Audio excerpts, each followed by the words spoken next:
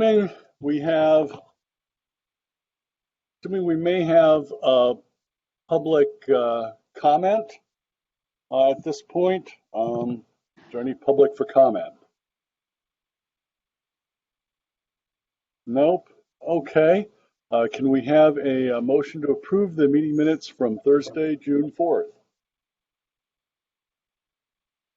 Motion to approve the minutes, Jason. We have a second? Seconded, Colleen. Are all those in favor, please Seconded say by aye. Colleen. Yep, heard that. All those in favor, say aye. Aye. Aye. Aye. Aye. Opposed? Aye. Opposed? Good. Opposed, say nay. All right, looks like that motion passes. And let's see, I don't think we have any old business. And I believe our new business is the draft 2019 audit from Baker Tilly. I'll hand things over to Jason now to probably conduct the entire rest of the meeting. Thank you, Mark. Yep, we have the three Johns, John Compton, John Lincoln. I think John Taylor's on the phone as well from Baker Tilly, who joined us in June for the initial update on the audit, and they are here today to once again present on the audit. We're looking for our submission date of 7/31. And I just want to thank Baker Tilly and the three Johns for working through this process with us this year, especially giving the change in venues and how we had to conduct this audit this year. So I really appreciate that help. And I just want to also say thank you on our side to Travis for really working very closely with Baker Tilly and the three Johns to get this accomplished this year. So with that said, I will turn it over to them to show their presentation. Okay, thank you, Jason. Good morning, everyone. John Compton here. Do a quick sound check. Is volume okay? Yes. Okay, great. All right, so our purpose for being here this morning is to share with you an initial draft of the county's 2019 Comprehensive Annual Financial Report, or CAFR. It was circulated, I believe it was sometime about a week ago, and it was in pretty good shape at that point in time.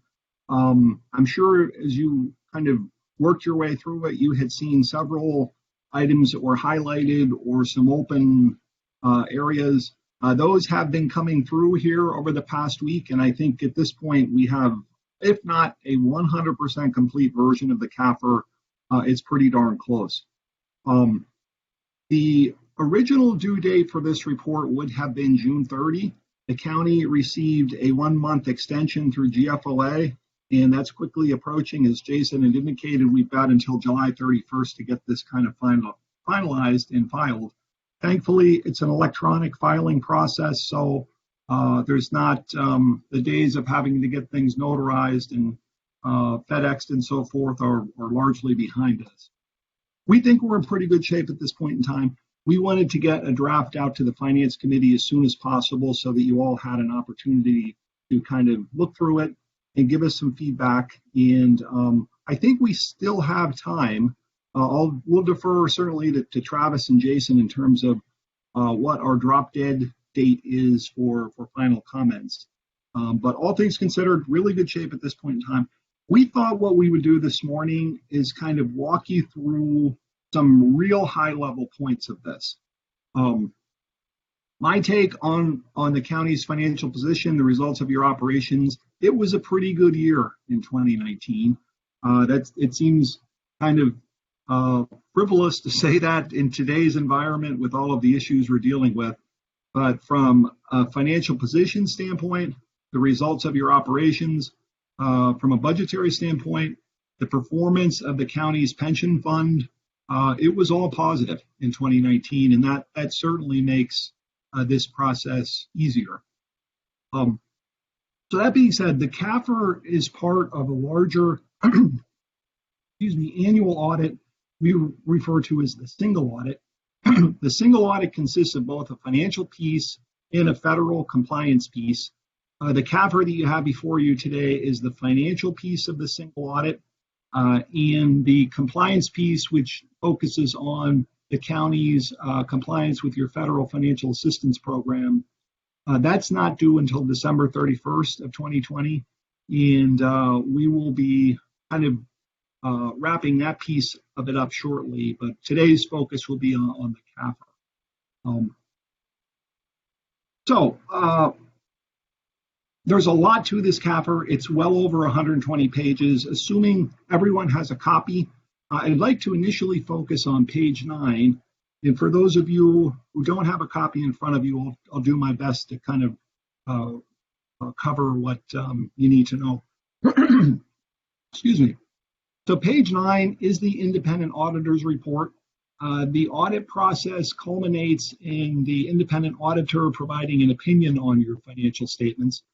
There are external third-party users of these financial statements. It will go to the federal government, as I mentioned.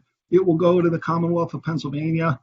It will be posted on the Electronic Municipal Market Access website for those individuals who have invested in your bonds. It's available to your citizenry. So there's all sorts of third-party users of this information, and their assurance that it's accurate and appropriately prepared and so forth rests on the opinion of the independent auditor.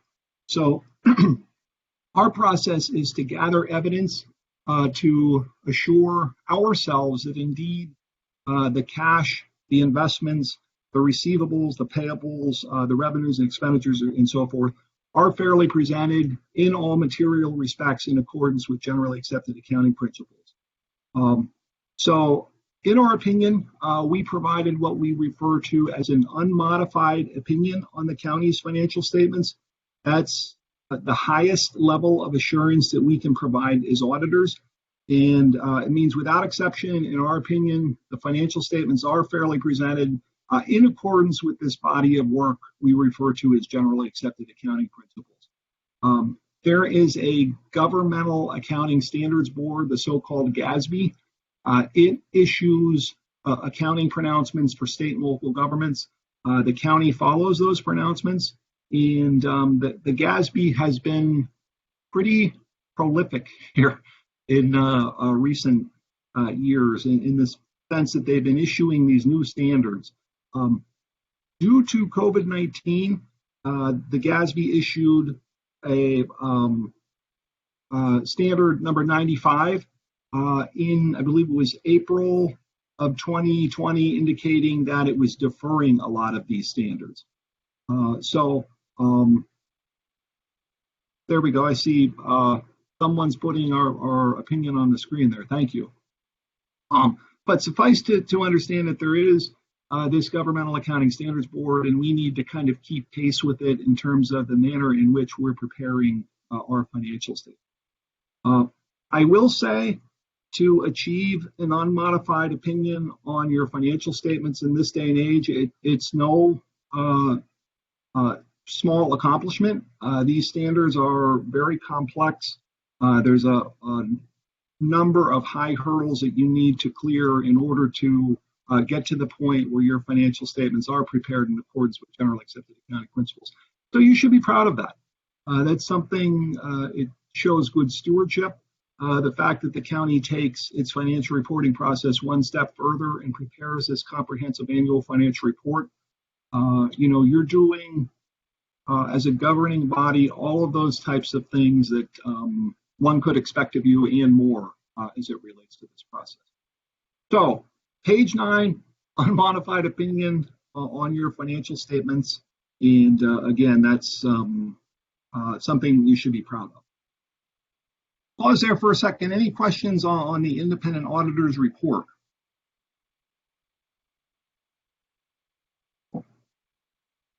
Okay, I just want to make sure everyone can still hear and I'm coming through. Someone could give me a thumbs up, but appreciate it. Loud and clear, Okay. John. You're good. Thank you.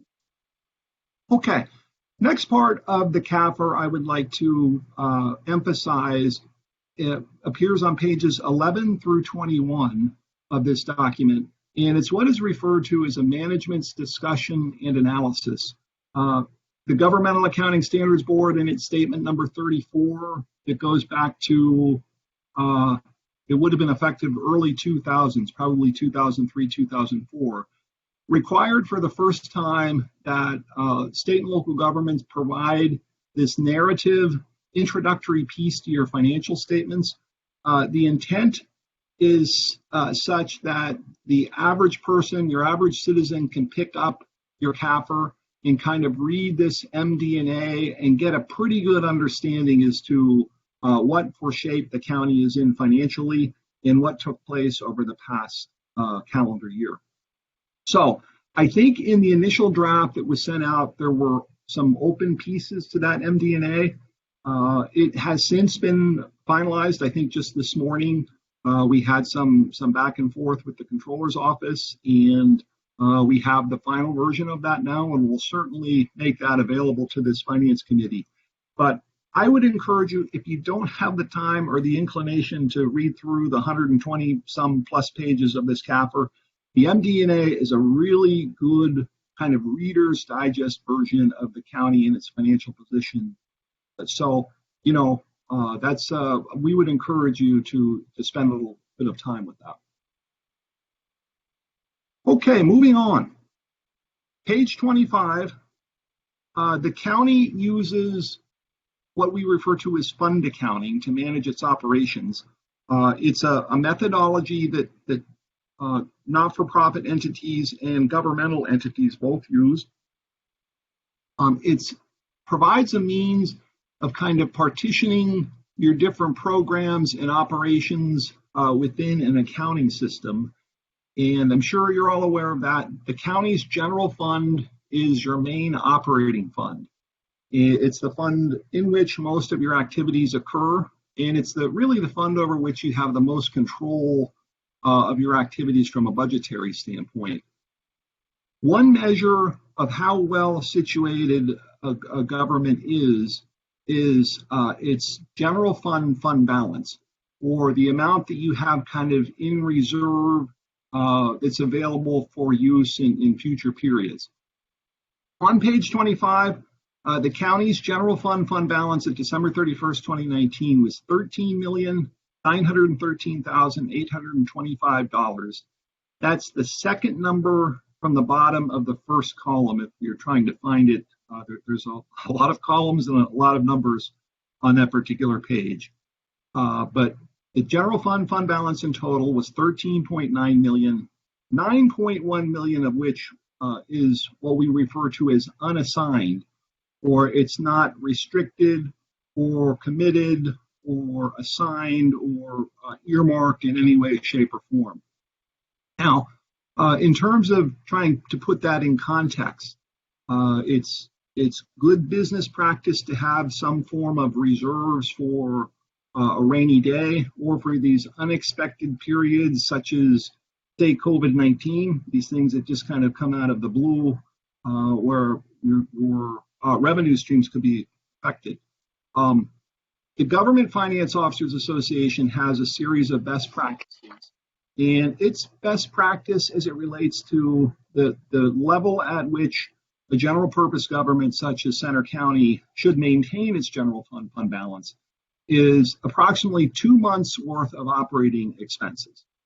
So assuming the county incurs approximately $4 million in expenditures per month within your general fund, that would be about a $48 million general fund budget.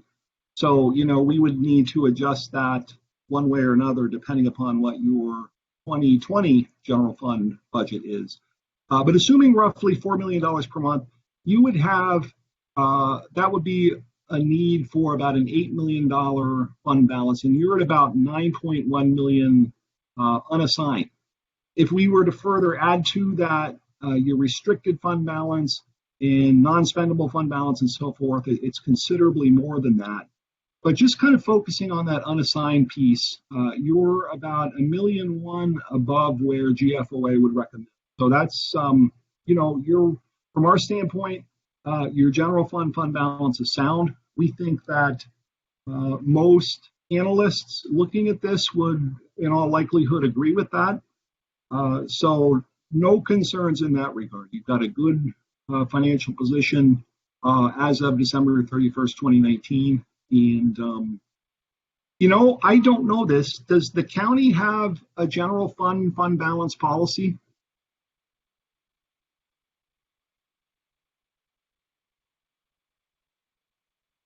John, Some governments do, some governments don't.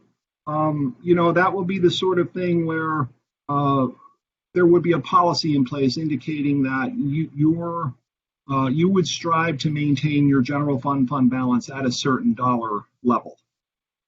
So if you don't have a general fund balance policy, you're certainly about where you need to be in that regard.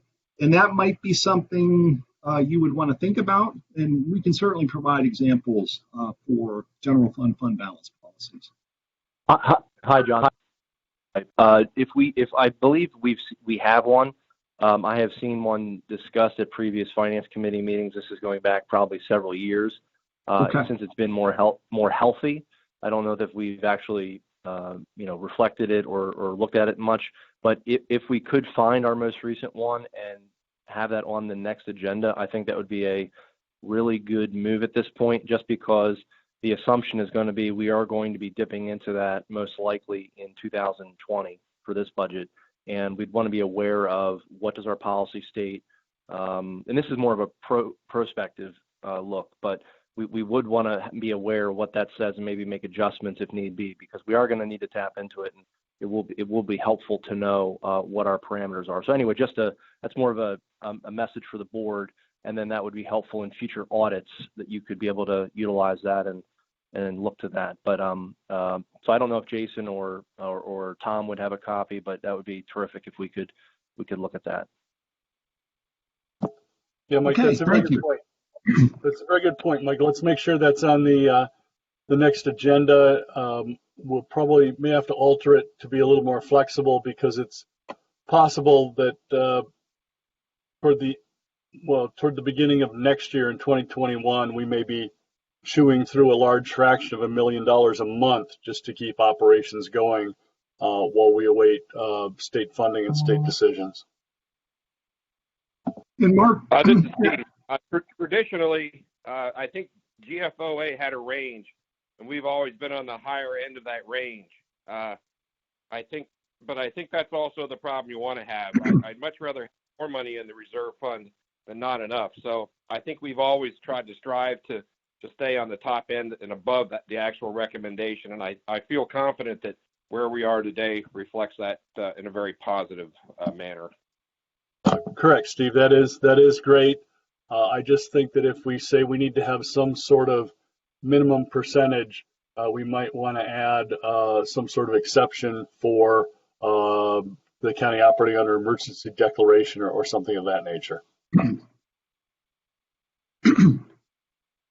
very good. And there are, just to kind of take that one step further, there are certainly situations where a government would need to utilize some portion of its fund balance.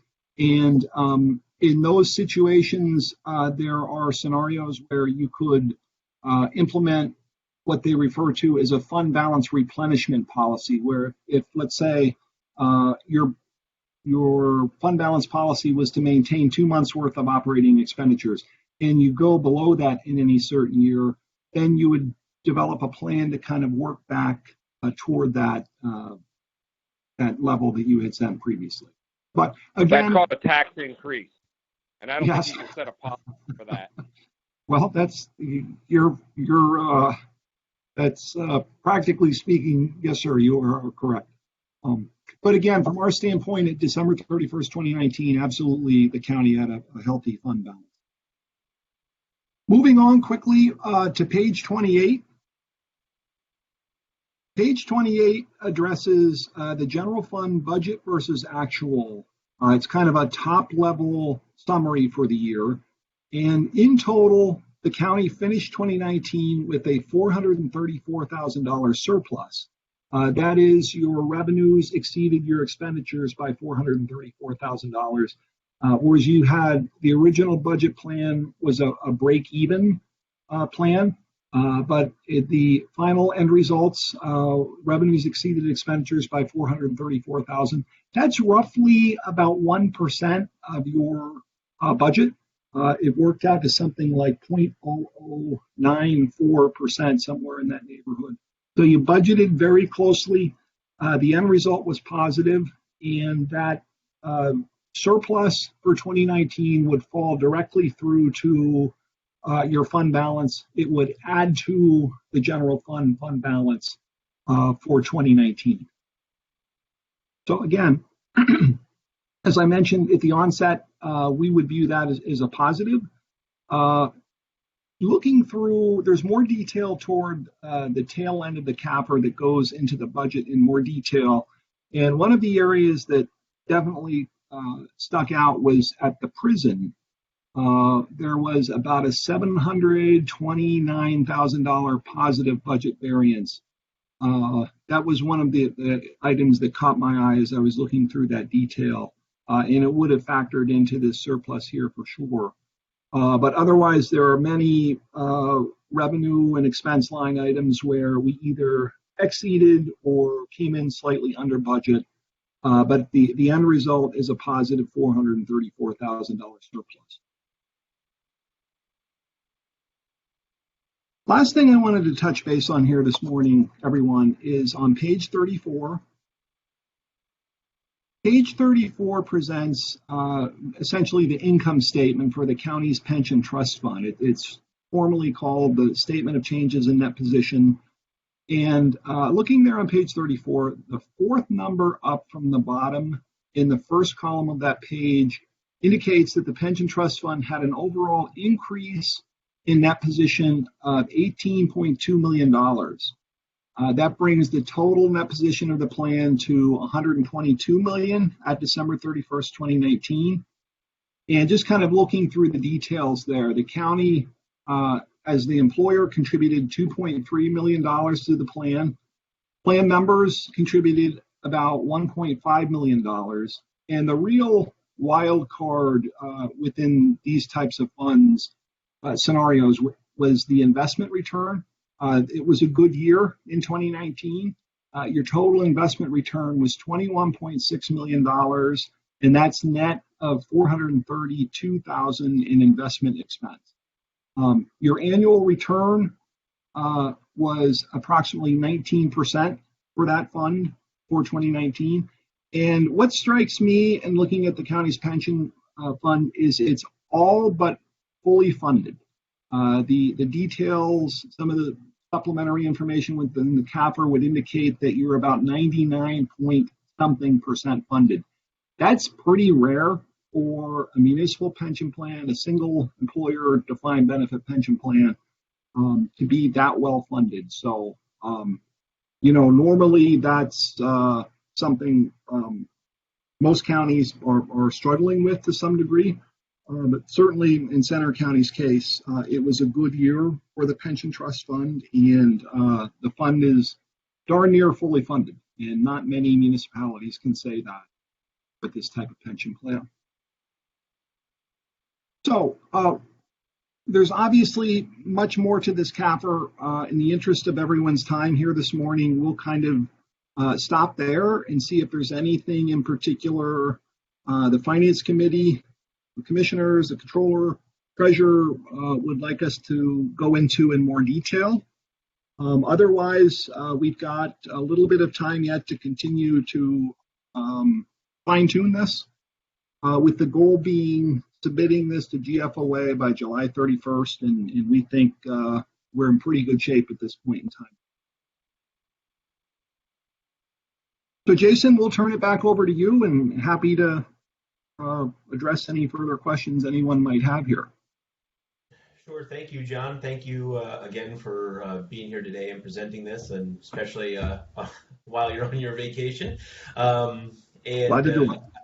I did just want to note, too, since you touched upon it, that with the online submission this year, and this is more for the Finance Committee's information, at this point, the if you want to call it application process is all but complete. I have to do at this point is upload the actual file. So And GFOA is giving us, we have until the end of the day on the 31st to do that. So we have plenty of time, just slightly over 2 weeks, which doesn't sound like a lot of time, but it really is, especially where it's at today. So again, just thank you on that. I just wanted to pass that information on to the Finance Committee, and I'll see if any of them have any questions for the rest of you.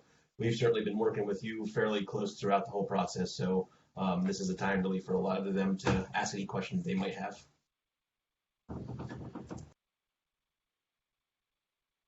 Were there any areas of suspicious activity or anything of the such that we should be aware of in this conversation? No, sir. That the audit, the type of audit that was done was not a forensic audit. That's a whole different kettle of fish. But we do consider the possibility of fraud in a financial statement audit. There are different techniques, different audit procedures we use to ensure that there was nothing that might be material to the county's financial statements as it related to fraud or suspicious activity or anything along those lines. We interview a cross-section of county personnel.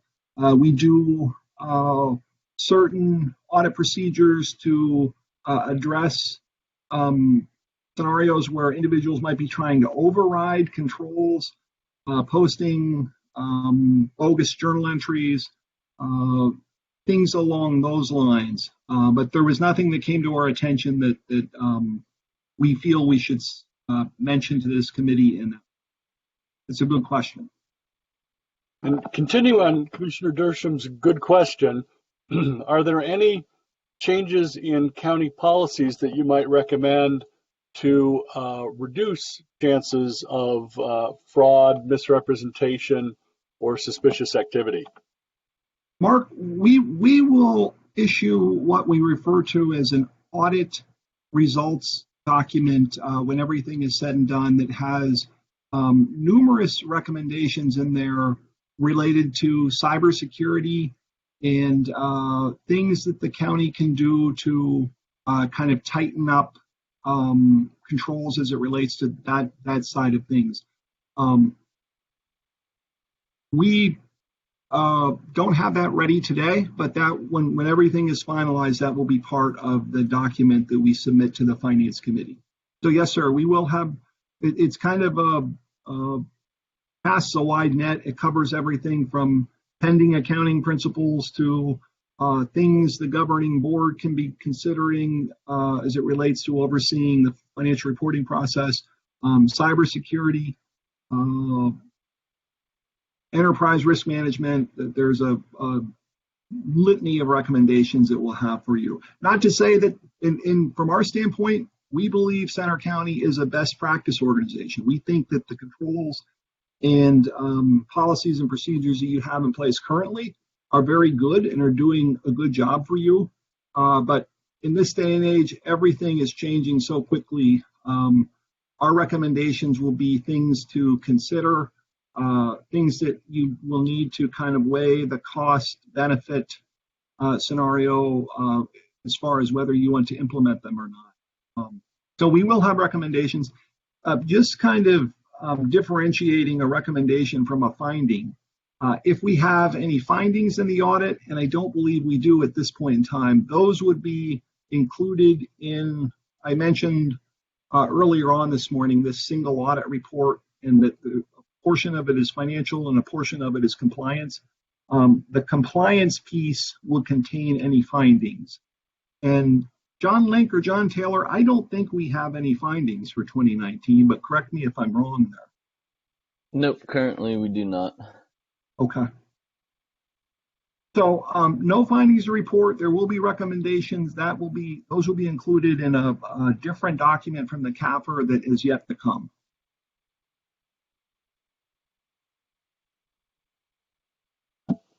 Very good. We look forward to getting that. Yes, sir.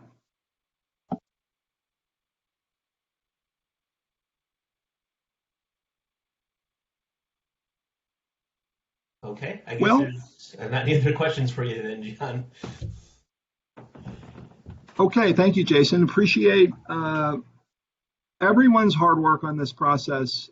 Jason, Travis, Tom, the treasurer's office, the commissioners, we know you have your quote unquote daytime jobs and then some, and to have us in there for weeks at a time, needing this and needing that, it's a cumbersome process, and we appreciate your patience and your willingness to work through this with us, especially this year, as Jason had said, where a good percentage of this was done remotely, and thank goodness the county has the technology to do that, and Baker Tilly does as well. That we're sitting here today with the audit essentially complete. Yeah, agreed. Thank you so much again, John, and to you, John Link and John Taylor as well for all the work. And I know there was other staff that's with Baker Tilly's been working on this as well, but just thank you to all of you for working with us through this, and especially during this time. Yes, sir. Our pleasure.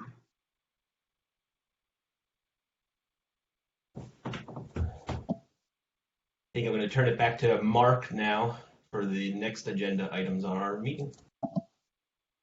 Great, thanks, Jason. So we've covered the draft 2019 audit. Looks like everything's in pretty good shape overall.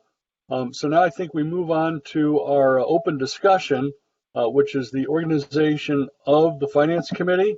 Natalie Smith sent out a very nice, well-researched email on Wednesday the 15th at 6:26 p.m., where she talked about how there had been some minor changes in the representation of the Finance Committee, generally revolving around directors of finance and deputy administrators. I think it's been very standard for the Board of Commissioners, the treasurer, the controller, and the administrator to be on the committee. It's just over time. Sometimes there's been finance has been part of the commissioner's office. Sometimes finance has been its own department. There are times it appears when maybe the deputy controller was also at least attending the meetings. Then Natalie also attached a document called 5/3/1988 Financial Advisory Committee, and I'm trying to think. I don't think you were a commissioner at that point, were you, Steve? No. So it's quite possible that maybe the only person who's on the line right now who would have worked for Center County government at that point might possibly have been Tom, or does that even predate you, Tom? That predates me. Okay. So it seems like a nice document with a broad variety of purposes listed. So I think at this point, we can open it up for a general discussion regarding who should be on the Finance Committee. Well, I want to first commend Natalie Smith for doing the research, pulling this together, and this was really coming out of a discussion we were having as we brought in the new elected officials and started a new term as commissioners to try to get all the bylaws, get all the agendas, minutes of all the major committees and boards that we have internal to county government and standardize that, have that in one place. And I don't think we've yet gotten any bylaws for the Finance Committee. I think that's something that's eluded us, and this was probably the best record from 1988 that Natalie was able to find. So it doesn't look like there was necessarily any bylaws. It was just more of a ad hoc group that was going to be more of a policy creating committee. But also the more important thing was to find out how many voting members we had. That was important. So it looks like as of currently, the voting members are the ones that you list, Mark.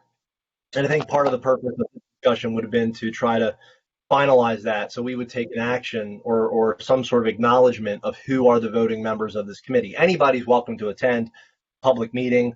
Individuals can come at the invitation of us or Margaret, department heads and elected officials. But this was more just to get an appreciation for who are the voting members, and seeing if we wanted to expand that, change it, whatnot. So that was sort of the purpose of it. And then another point then would be just to again have this as a record, so that we take an action and we have it from there. So.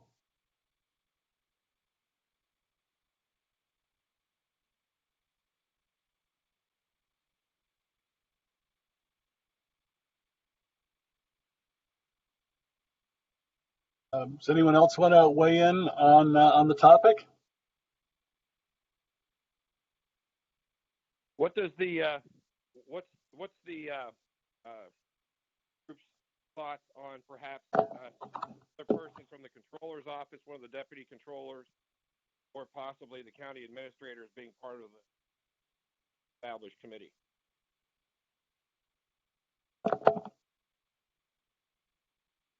Yeah, Steve, the way that I read it is that it's currently the three commissioners, the controller, the treasurer, the administrator, and then the deputy controller. That's who the voting members of the committee would be.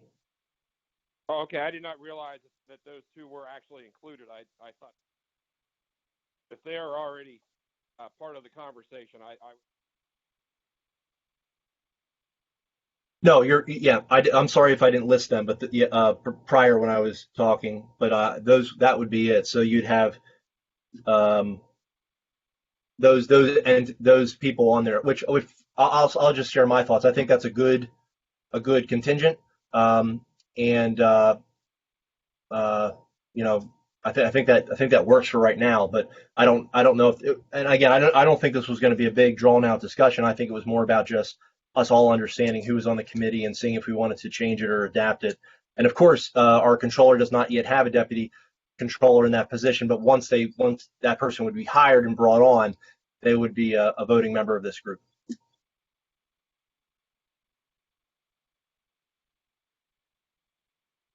This is Jason. I think I'm good with the I guess current voting situation of the board. So the members that Mike laid out there, that's certainly something I would continue to support. So if we need a motion, I'm happy to make that then, or if we get other feedback on it.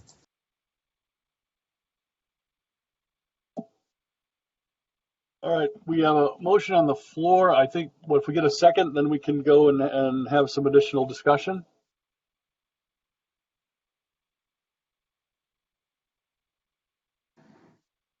I'll second. Good. So now back to any additional discussion. I was wondering if either Colleen or Margaret had any thoughts. I don't have anything. I appreciate Natalie and Mike's work in sort of filling in the gaps and understanding, but I'm also satisfied with the current makeup.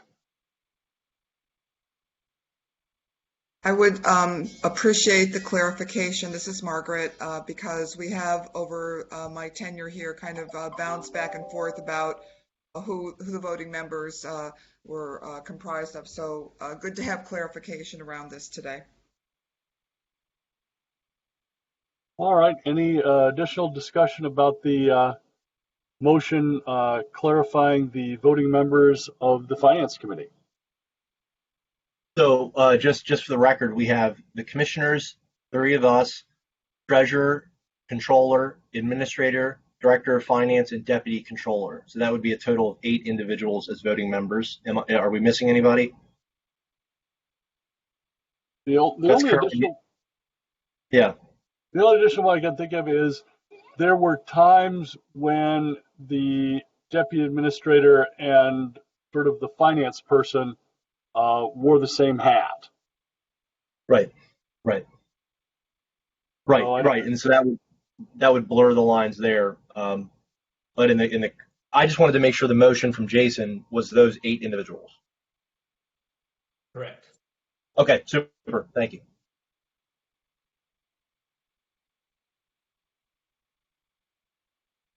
All right, and is it an okay practice to have an even number of persons on a committee?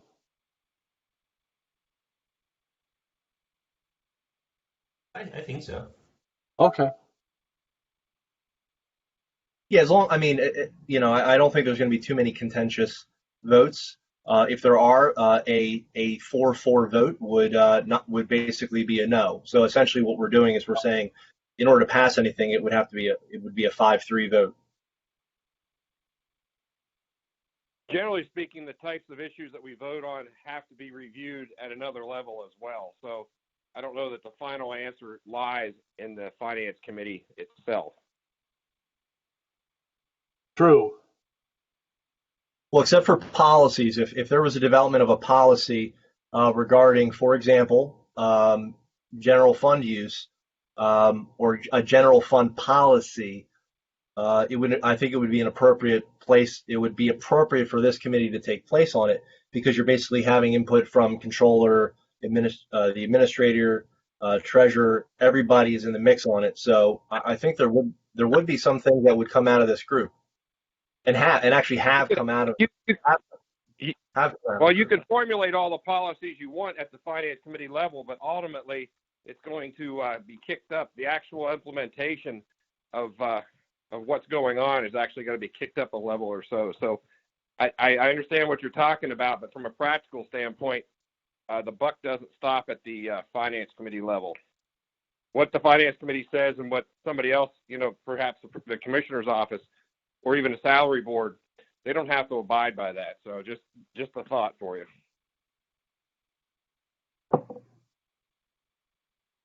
Well, if you look at the memo that Don, no, who's this from? From Larry Bickford. So the purpose of it was actually by the commissioners at that point to create a committee that would come up with these policies, recognizing the fact that the commissioners, I don't want to put words in their mouth at that time, but they essentially, and a part of this as well was they were also putting in the new financial management system with the MIS department at that time that was going to be, and I guess they needed to come up with processes that were going to be created from a data standpoint. I look at it a lot like the prison board, where the prison board comes up with the policies and we at the prison board approve the policies and procedures for the prison operations, and then we allow the warden and his team to carry it out. I would see it no different in this aspect, where the Finance Committee develops the policies and procedures, comes up with them, votes on them, or comes to a consensus on them, and then everybody carries them out. The prison board actually runs the prison, technically. It's responsible for the operation of the Board of Inspectors, or whatever you want to call it. This is more of an advisory group, in my opinion. But that's, again, I don't know what Larry meant back then, but in 2020, that's how I see it. Right. So I think it's good that we're discussing this, getting an idea. Yep. Go ahead, Jason. Sorry. Oh, sorry. I guess, as I was going to say, I guess my perspective is with the people on this committee that, we're sort of touching upon all of the areas that finance touches for the county, and I would think any policy that comes out from this committee would be certainly the department heads and an elected official need to enforce those policies, but I would think that policy carries weight behind it. That it's not just some that's not just an opinion or something like that. That it's an actual policy that's in effect. So I think we need to take that deliberately, because I think we need to make sure that that we have policies that are sound and approved and reviewed by all of us, that once we do vote on them, that they carry weight behind it because we have taken action on it.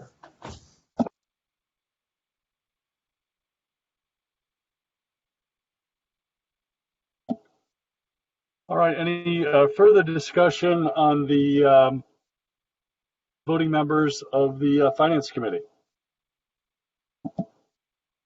If I can make one more suggestion, Mr. Chair, it would be Sure. that we take action from today. We now know the 8 members, and then we bring forward in other meetings. And I think, to take a step back, also this part of this discussion was the fact that we were going to have a new controller and a new treasurer coming in, and so that was also an opportunity for them to weigh in and look at how the Finance Committee is structured and created. And appreciate that, because there may be amendments to policies that they would like to make, bringing in some new practices, revisiting old practices to make sure that they're serving the operations of the county in the best way possible.